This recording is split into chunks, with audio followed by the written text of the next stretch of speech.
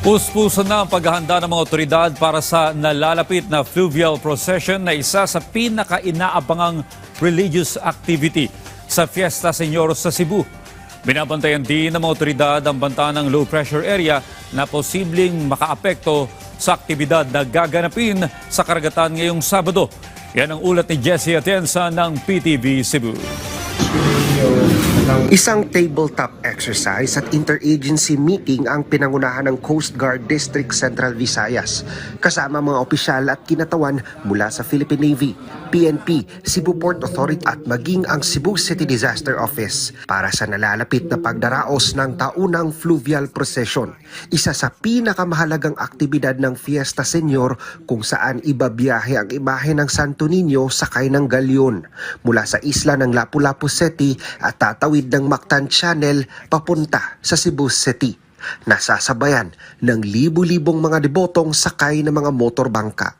Sa pinakahuling tala ng Coast Guard, nasa 250 sea vessels na ang nakarehistro sa kanila na lalahok ngayong taon para sa aktibidad at posible pang madagdagan. Yes, actually we are almost on the last part of our preparations now.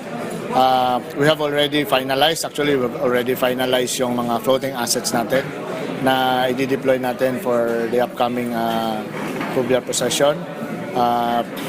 We are thankful that we have our partners from the Philippine Navy, from the Maritime Group, who have dedicated their floating assets na makatabang sa atua as security marshals para to maintain the safety at security ng ating activity.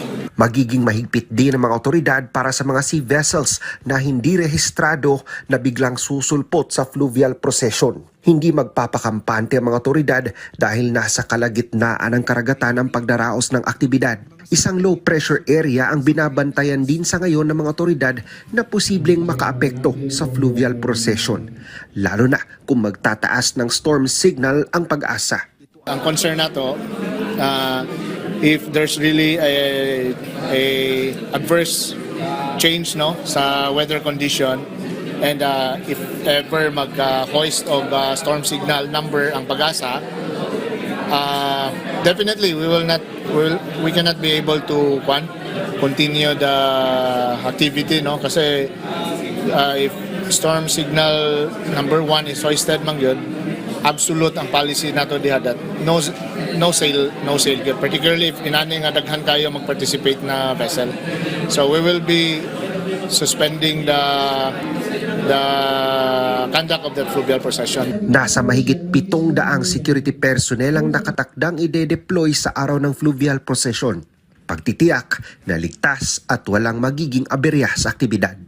Mula sa PTV Cebu, Jessie Atienza para sa Pambansang TV sa Bagong Pilipinas.